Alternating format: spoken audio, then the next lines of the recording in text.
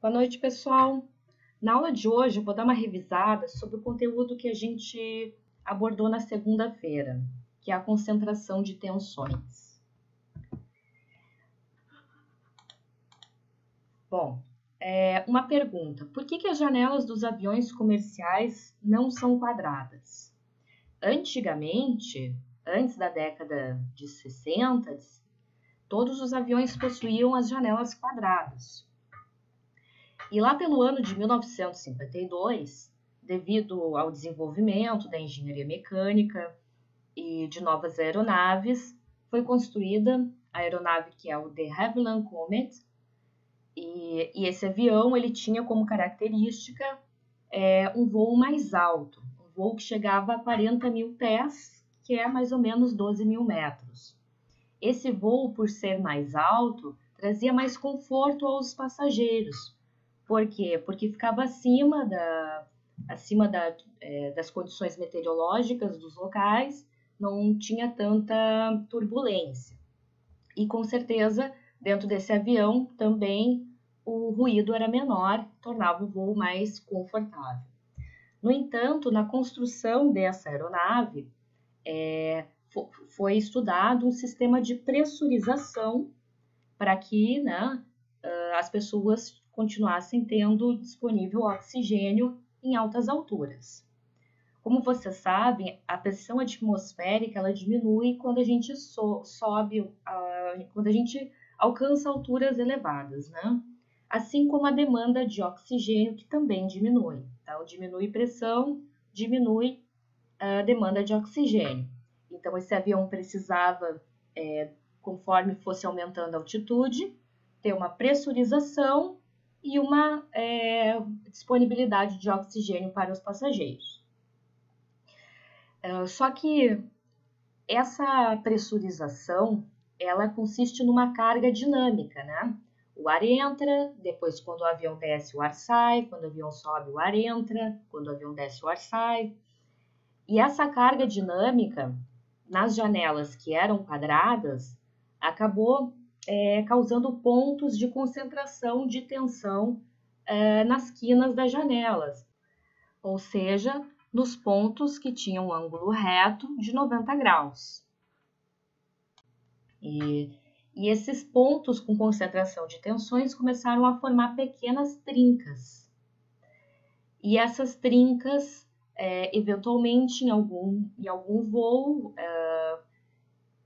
falharam, né? Ou seja, o material ele falhou, ocorreu uma fadiga do material e as aeronaves, quando a pressão de dentro saía e encontrava a pressão menor da atmosfera, o avião então ele explodia. Isso foi causa de alguns acidentes, né? Alguns não, de 2 acidentes. O primeiro acidente ocorreu em 1954, de um voo que saiu de Roma, matou cerca de 35 pessoas, e o outro voo que também ocorreu uma explosão foi no mesmo ano, também em 54, só que 3 meses depois, o avião também desintegrou. A partir desses 2 acidentes, começou uma série de investigações para entender o que acontecia no avião em grandes altitudes, porque não se conhecia bem ao certo como é que era o comportamento do material, quando pressurizado, quando em altas altitudes. Então foi criado um tanque de pressurização para fazerem os testes nos aviões. E a partir desses tanques de pressurização, em que a pressurização era aplicada, posteriormente despressurização e assim consequentemente, em algum ponto percebeu que a aeronave explodiu. E essa explosão é devido a pontos de concentração de tensão que eram mais frágeis na aeronave. Não eram apenas as janelas, tinham outros pontos como rebites, antenas, mas o principal ponto de fato foram as janelas por serem quadradas. Outra questão interessante de concentração de tensões foi a causa do acidente do piloto brasileiro Ayrton Senna. O piloto, um pouco antes da corrida, que ele se acidentou, ele pediu para que aumentasse o tamanho, né, o comprimento da barra de direção. Aqui está a barra, a coluna de direção, então ele pediu para aumentar em torno de 5 centímetros. Só que para ocorrer esse aumento do comprimento da coluna de direção, foi feita uma solda com material de diâmetro diferente, ou seja, houve uma variação de seção e um ponto de fragilidade onde ocorreu uma concentração de tensões, quebrando, né, fadigando esse material e acabando por romper ele e, consequentemente, ocasionando o acidente. Quando o piloto ele girava o volante, ele aplicava uma tensão de torção na coluna de direção. E esse esforço de torção foi justamente o que ocasionou a fadiga do material. Então, a partir daí, vocês entendem o quanto é importante estudar a concentração de tensões na resistência dos materiais. No entanto, essa concentração de tensões, ela não segue a fórmula de tensão igual a momento vezes distância dividido pelo momento de inércia. Ela foge dessa fórmula e os resultados eles são baseados em experiências práticas. Algumas seções, algumas variações de tensão estão mostradas aqui no PowerPoint, como, por exemplo, aqui teve um estreitamento no meio do material, ou um furo, que é muito comum em vigas, em lajes, e uma variação da seção total de um elemento.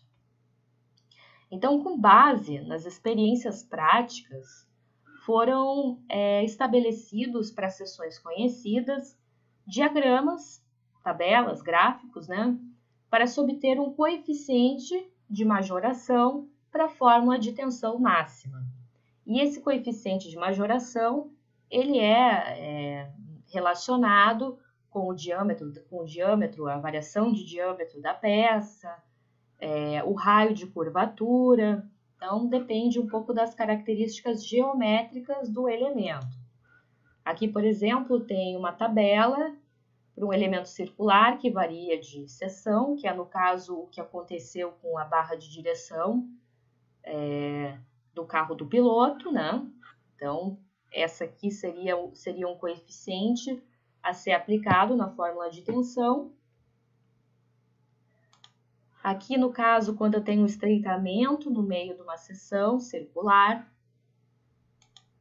um furo numa seção circular também tem estabelecido um gráfico. Aqui um estreitamento também, só que não é mais uma seção circular, já é um elemento retangular, né? Também tem uma tabela com coeficientes de majoração. E esse aqui também é um elemento retangular com uma diminuição de seção, né? Que também tem relacionado um coeficiente de majoração em função das propriedades geométricas do material. Então, em virtude dessa explicação teórica, nós vamos em conjunto aqui resolver um exercício. Ele é um exercício bem simples, tá? Mas para que vocês aprendam a consultar uma tabela e encontrar o coeficiente. Então, aqui nesse exercício, ele pede para determinar a tensão máxima do elemento aqui abaixo, sendo que essa peça possui 20 milímetros de espessura. Então, vamos analisar o que está acontecendo. Aqui eu tenho essa peça.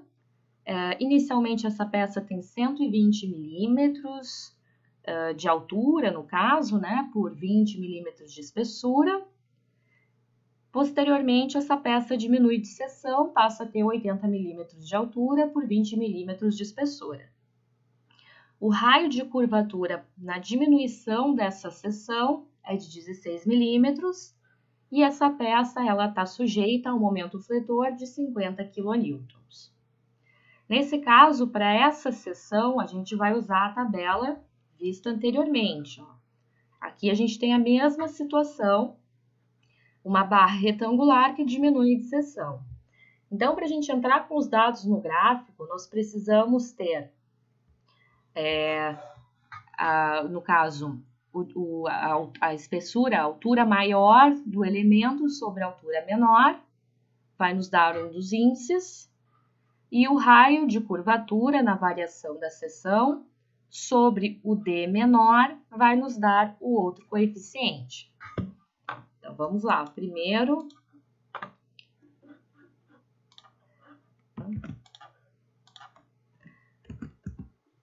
ali na tabela está Dzão sobre D maior sobre D menor, ou então, né, posso chamar altura maior sobre altura menor. A altura maior é de 120 milímetros e a altura menor é de 80 milímetros. Então, 120 dividido por 80 dá um coeficiente de 1,5. A segunda equação, vamos verificar, é o raio dividido pelo diâmetro menor. Então, é o raio dividido pelo diâmetro menor. Ou então, né, como a gente adotou, o H menor dividido pelo o raio dividido pelo H menor. O raio, nesse caso, é de 16 milímetros e a menor altura da seção transversal é de 80 milímetros. Então, 16 dividido por 80 dá um valor de 0,2. Então, aqui a gente tem os nossos dois coeficientes, 1,5 e 0,2. Então, aqui na linha inferior, eu tenho que entrar com 0,2. Vou colocar só aqui de uma cor diferenciada, aqui aonde está o 0,2. Vou aumentar um pouquinho aqui, só para que fique bem identificado. Então, tá aqui o 0,2. E a relação da altura maior sobre a altura menor, no nosso caso, é igual a 1,5. Então, a gente tem que observar, nesse caso, essa linha aqui, ó. Vamos identificá-la certinha aqui. Essa aqui.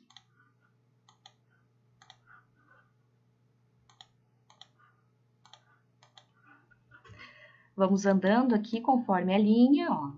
Andando, até que essa linha do gráfico encontre aqui o ponto de 0,2.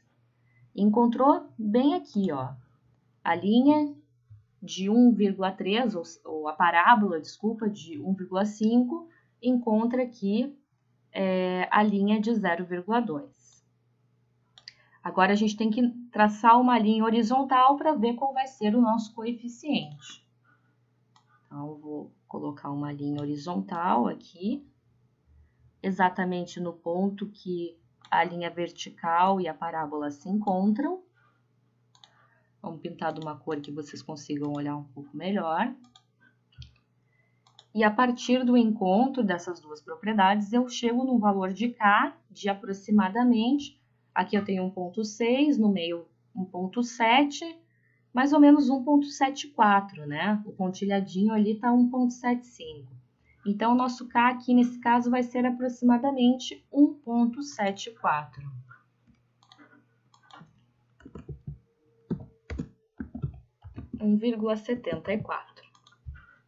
Vou copiar aqui a nossa fórmula, né, da tensão máxima para fazer o cálculo do exercício. Então, a tensão máxima é igual ao coeficiente K, que nesse caso é 1,74, vezes o momento fletor aplicado, que nesse caso é 50 kN, vezes a distância y, que eu posso colocar, nesse caso eu vou transformar os 50 kN por newton, vou fazer o resultado em newton por milímetro quadrado, que aí eu chego no resultado em MPa. Então, vou multiplicar os 50 por 1000, para transformar de quilonewton para newton. O y eu vou colocar em milímetros, Nesse caso, o valor de y a gente vai considerar para a pior situação, que é essa menor seção. Como numa seção retangular, a linha neutra fica bem no meio, eu tenho que dividir essa altura por 2 para chegar no valor de y. Então, 80 dividido por 2 é 40. E a inércia de uma seção transversal retangular, eu vou até desenhar a seção transversal para não ficar dúvida, né? Está um pouco fora de proporção, mas a altura dessa seção transversal é de 80 milímetros. E a espessura dessa seção transversal, conforme o exercício nos deu, é de 20 milímetros. Então, o cálculo da inércia é base, 20, vezes a altura ao cubo, 80 ao cubo, dividido por 12.